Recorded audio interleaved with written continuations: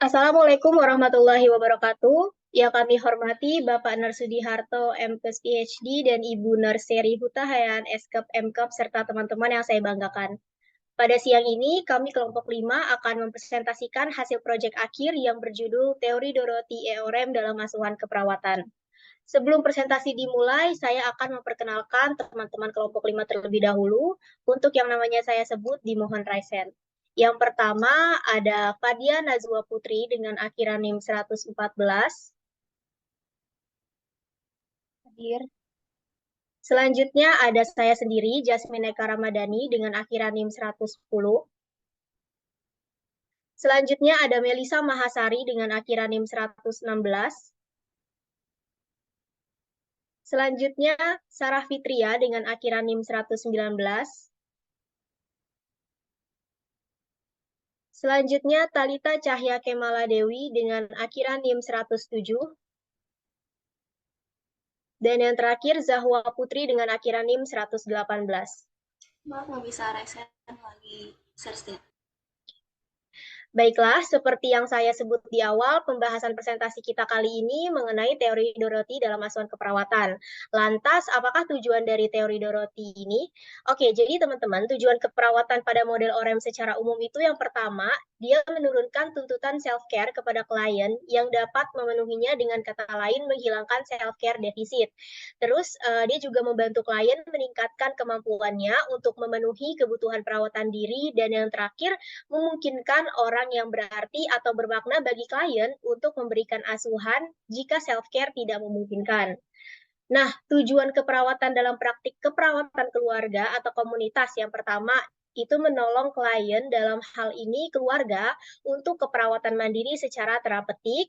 Yang kedua, membantu klien bertransisi ke asuhan keperawatan secara mandiri, dan yang terakhir mendukung keluarga untuk memberikan perawatan yang memadai bagi anggota keluarga penyandang disabilitas. Maka fokus asuhan keperawatan pada model OREMS yang ditetapkan pada praktik keperawatan keluarga atau komunitas, itu yang pertama ada aspek interpersonal, hubungan di dalam keluarga, yang kedua ada aspek sosial, hubungan keluarga dengan masyarakat di sekitarnya, yang ketiga ada aspek prosedural, melatih keterampilan dasar keluarga sehingga mampu mengantisipasi perubahan yang terjadi, dan yang terakhir ada aspek teknis, mengajarkan kepada keluarga tentang teknik dasar yang dilakukan di rumah, misalnya melakukan tindakan kompres secara benar. Baiklah, sekarang kita akan masuk ke pemaparan materi. Kepada presentator, waktu dan layar dipersilahkan. Nah, yang pertama di sini ada latar belakang. Biasanya dalam teori keperawatan itu ada beberapa teori, seperti teori Nightingale yang menekankan masalah lingkungan, lalu teori Henderson yang menekankan kepuasan kebutuhan dasar klien. Nah, dari semua teori ini bekerja sama untuk membentuk suatu sistem agar berpartisipasi dalam mengelola keperawatan. Dari beberapa model konsep yang ada, salah satu di antaranya ada model self-care yang diperkenalkan oleh Dorothy Elizabeth Orem. Orem mengembangkan model konsep keperawatan ini pada tahun 1901, di mana ia mempublikasikannya dengan judul Nursing Concept of Practice Self-Care yang berfokus pada individu. Kemudian pada edisi kedua tahun 1980 dikembangkan pada multi-person unit atau keluarga, kelompok, dan komunitas. Lalu pada edisi ketiga sebagai lanjutan dari 3 hubungan konstruksi teori yang meliputi teori self-care defisit, dan teori nursing system. Dalam pandangan Orem, setiap orang mempunyai kemampuan dalam memenuhi kebutuhan dasarnya secara mandiri. Dari 3 teori primer ini bisa menghasilkan kerjasama pelayanan keperawatan yang unik. Tidak hanya berasal dari prosesnya, tetapi dari hasilnya yang mampu membuat klien mengetahui hal-hal yang berkaitan dengan penyakitnya, karena antara klien dan perawat harus mempunyai pemahaman tentang self-care. Selanjutnya di sini ada biografi Dorothy Elizabeth Orem. Dorothy Elizabeth Orem lahir pada tahun 1914 di Baltimore, Maryland. Lalu Orem meninggal pada 22 Juni 2007 di kediamannya di Savannah, USA. Orem sendiri yaitu anak terakhir dari 2 bersaudara. Semenjak Orem meninggal, dunia keperawatan telah kehilangan seorang ahli karena Orem dianggap sebagai orang terpenting serta memiliki wawasan yang sangat luas di bidang keperawatan.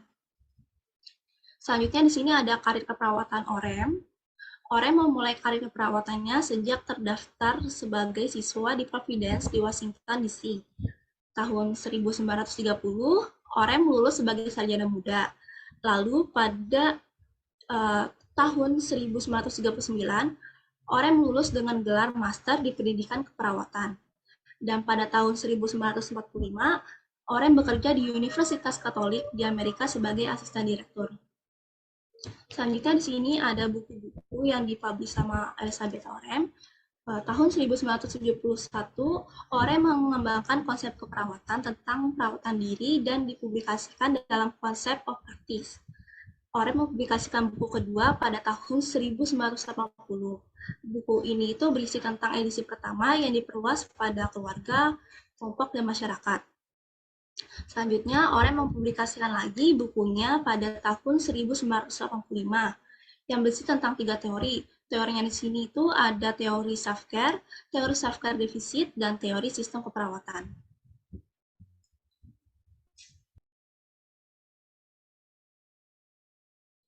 Baik, selanjutnya adalah definisi keperawatan menurut Dorothy Orem.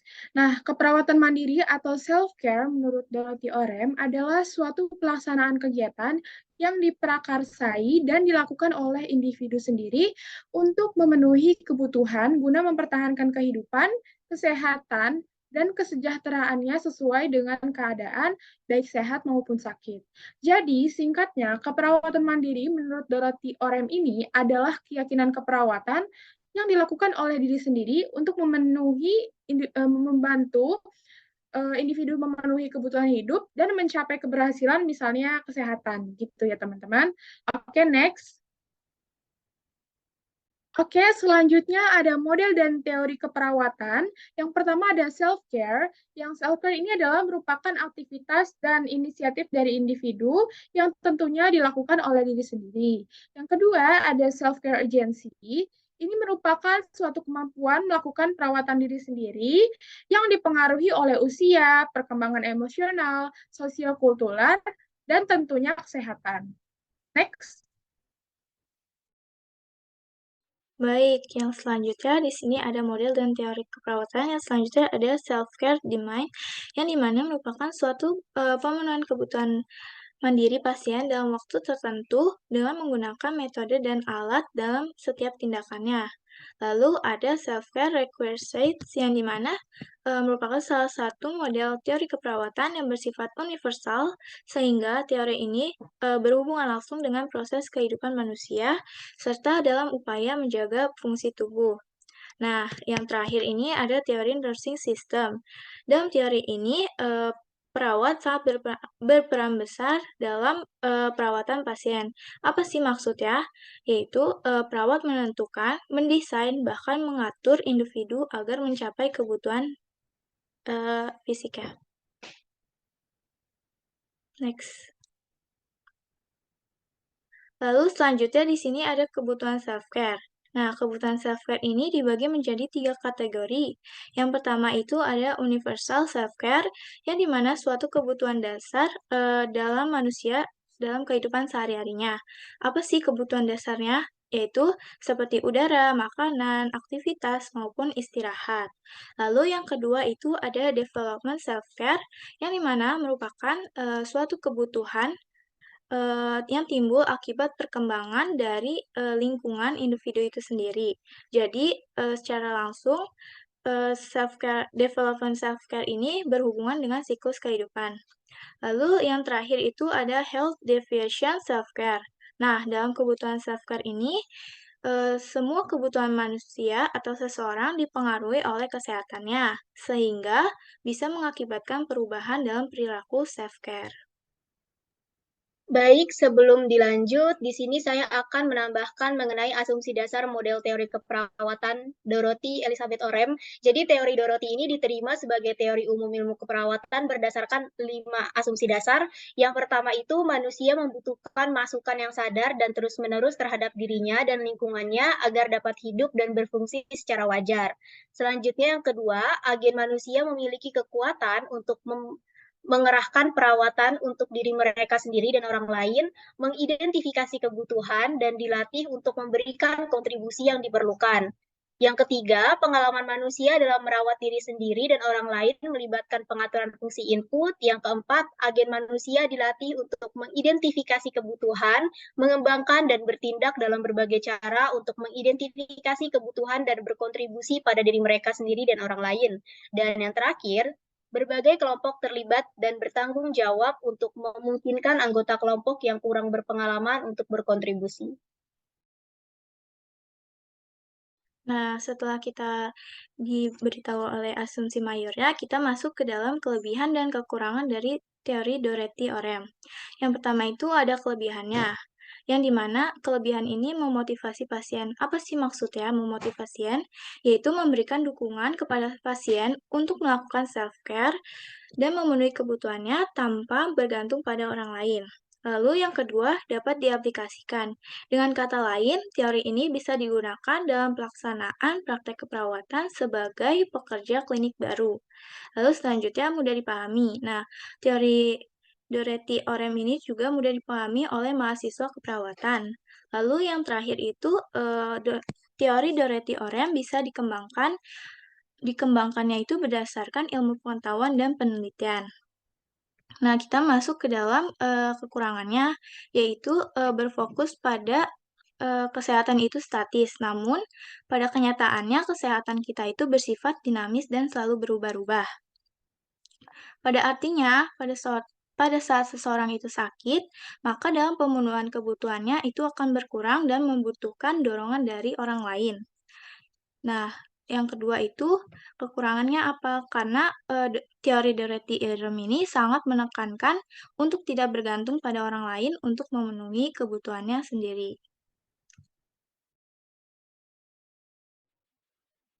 Nah, sebelum kita ke kasus, saya ingin menjelaskan terlebih dahulu tentang penerapan teori asuhan keperawatan Dorothy Elizabeth Orem. Jadi konsep utama dari teori ini yaitu pertama, sistem dibantu sepenuhnya. Artinya, perawatan jadi seseorang dibantu oleh perawat di rumah sakit. Misalnya, contohnya itu kayak pasien di ICU yang membutuhkan perawatan sepenuhnya oleh perawat, baik itu asuhan makanan, minuman, BAB, maupun BAK. Yang kedua ada sistem dibantu sebagian. Maksudnya yaitu perawatan diri pasien yang masih bisa terpenuhi secara mandiri, namun ada yang harus dibantu oleh perawat maupun keluarga. Sebagai contohnya pada pasien diabetes mellitus, di mana keluarga harus membantu anggota keluarga yang sakit untuk memenuhi perawatan diri. Yang ketiga, sistem mendukung secara edukasi. Mereka yang mampu memenuhi perawatan diri secara mandiri, namun kurangnya pengetahuan tentang hal itu atau kurangnya motivasi dalam memenuhi kebutuhannya. Peran perawat di sini adalah memberikan pendidikan kesehatan tentang pentingnya perawatan dan kebersihan diri. Sebagai contoh, pasien rehabilitasi pada pasien jiwa, di mana pada pasien jiwa harus tetap diberikan dukungan untuk memenuhi perawatan diri secara mandiri. Nah, kita lanjut nih ke kasusnya. Yang pertama itu ada Tuan N umur 60 tahun, berasal dari suku Padang, beragama Islam, pensiunan pegawai negeri golongan 2, riwayat pendidikannya tamat SMP, istrinya sudah meninggal 2 tahun yang lalu, dan saat ini Tuan N tinggal dengan anak pertamanya. Tuan N dirawat di ruang perawatan neurologi Rumah Sakit MC. Tuan N dirawat hari yang ketiga. Tuan N dirawat di ruang tersebut dengan diagnosa medis stroke iskemik. Dengan kondisi saat masuk kesadaran menurun, Glasgow koma skalnya 10, tekanan darahnya 170/100, respiratory rate 30 kali per menit, denyut nadinya 68 kali per menit, nafas tampak cepat dan terdengar suara ngorok. Kondisi pada saat ini, pada hari ketiga, perawatan dan didapatkan data sebagai berikut. Kesadaran kompos mentis, Glasgow koma skalnya 13, tekanan darahnya 160/100, denyut nadinya 68 kali per menit, respiratory rate-nya 28, terdengar bunyi rongki basal kiri atau kanan, kelumpuhan anggota gerak bagian atas dan bawah kanan atau hemiparesis dextra, bicara tidak jelas atau pelok, tetapi bila diajak bicara, Tuan N dapat mengerti dan dapat menjawab pertanyaan dengan menganggukkan kepala dan bicara tetapi tidak jelas atau pelok. Tuan N tidak dapat menelan sehingga terpasang NGT untuk memasukkan makanannya. Masih terpasang oksigen kanul 3 liter per menit, terpasang cairan NaCl 20 tetes per menit. Pada saat ini juga, Tuan N sudah dianjurkan untuk melakukan aktivitas ringan yang dapat dilakukan dan melakukan ROM aktif pada daerah yang tidak terjadi kelumpuhan dan dilakukannya ROM pasif pada daerah yang mengalami kelumpuhan. Untuk memenuhi kebutuhan sehari-harinya seperti makan atau minum, toileting atau BAB dan BAK, mandi dan melakukan aktivitas, Tuan N harus selalu dibantu. Next slide.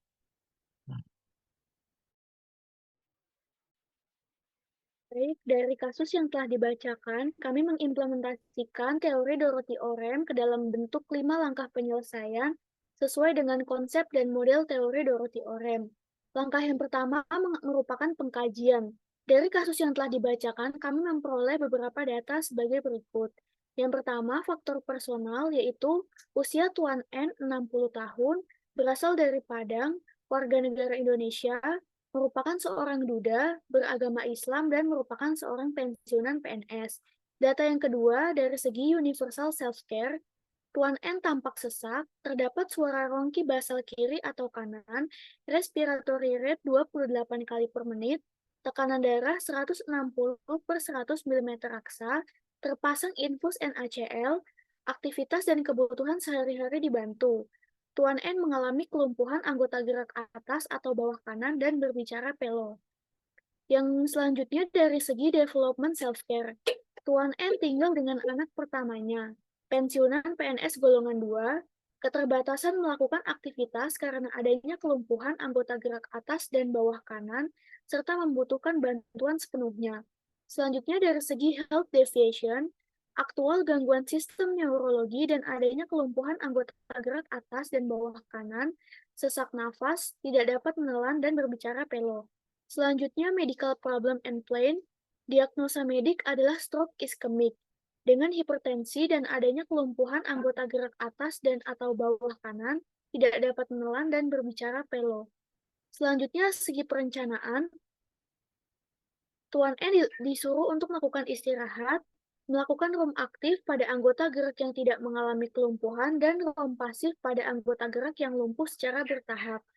Berikan oksigen 3 liter per menit, monitor TTV dari tekanan darah, nadi, dan respiratory rate, monitor tingkat kesadaran pasien, membantu dalam pemenuhan kebutuhan dan perawatan diri, meningkatkan aktivitas secara bertahap, motivasi pasien dan keluarga dalam menghadapi penyakit yang diderita. Selanjutnya dari segi self-care deficit, adanya ketergantungan karena kondisi penyakit dan kelumpuhannya, serta adanya hipertensi sehingga pasien tidak mampu dalam memenuhi self-care.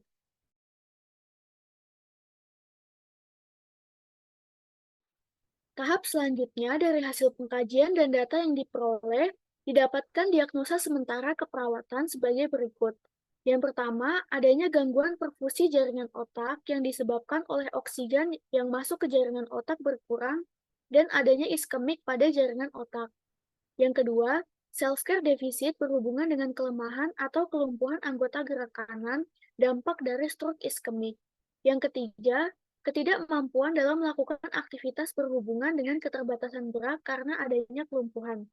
Selanjutnya, dari hasil diagnosa keperawatan, perawat melakukan perencanaan yang bertujuan untuk mengembalikan kebutuhan self-care dalam kondisi normal atau optimal dengan kriteria Tuan N dapat melakukan aktivitas bernafas normal, dapat makan atau minum tanpa terpasang NGT, dapat mandi dan memenuhi BAB atau BAK dengan sendirinya, atau dilakukan di tempat tidur, serta dapat melakukan ROM aktif pada semua anggota gerak. Dari tahap perencanaan, selanjutnya dilakukanlah implementasi sebagai berikut. Yang pertama, perawat bersama dengan pasien dan keluarga melakukan kontrak untuk melakukan self-care kepada pasien. Yang kedua, menentukan hal-hal yang perlu dilakukan, baik bagi pasien dan keluarga. Hal tersebut itu hal yang bisa dilakukan oleh pasien dengan sendirinya, dan hal yang perlu dibantu dengan anggota keluarga.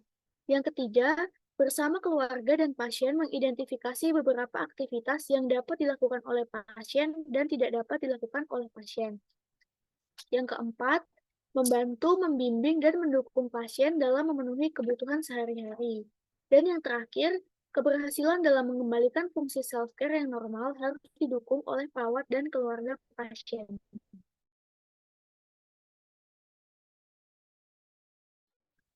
Baik, selanjutnya evaluasi yang kami dapat mengenai teori keperawatan Dorothy dengan kasus keperawatan self-care OREM pada pasien stroke ischemic yang ada adalah yang pertama, tidak terjadi komplikasi penyakit dari kondisi Tuan N karena harus istirahat.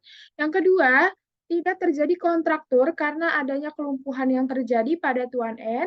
Yang ketiga, kelumpuhan pada anggota gerak yang terjadi dapat kembali pada kondisi optimal atau normal secara bertahap.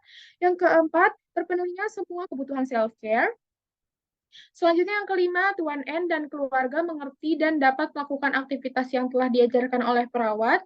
Dan yang terakhir, penilaian menyeluruh terhadap sistem totally compensatory apakah efektif dalam meningkatkan self-care agent Tuan N. Next.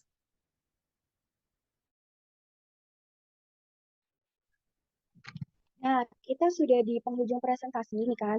Tadi teman-teman saya sudah banyak menjelaskan terkait Dorothy OREM. Jadi kelompok kami mengambil kesimpulan bahwa pada dasarnya semua teori yang ada merupakan sebuah petunjuk praktik dalam memenuhi kebutuhan dasar manusia. Salah satunya adalah teori keperawatan Dorothy OREM, yang dimana seorang individu atau komunitas harus mampu merawat dirinya sendiri ketika mereka sedang mengalami sakit. Peran perawat adalah membantu yang tidak mampu, memberikan motivasi bagi yang tidak mau, dan memberikan pengetahuan terhadap klien yang memang tidak mengetahui apa itu self-care. Saat melakukan asuhan keperawatan, perawat juga dapat memodifikasi berbagai konsep teori yang fleksibel, inovatif, dan kreatif, tetapi tetap memandang bahwa klien adalah manusia yang unik dengan masalah keperawatan yang komprehensif serta sesuai dengan hukum, kode etik, dan moral, sehingga praktek keperawatan akan mengalami peningkatan derajat kesehatan dan sehingga klien tidak selalu bergantung pada perawatan dalam self-care. Baiklah, sekian hasil presentasi kelompok 5. Kurang lebihnya mohon maaf. Saya, Jasmine Eka Ramadhani selaku moderator dan teman-teman kelompok 5 pamit undur diri. Wassalamualaikum warahmatullahi wabarakatuh.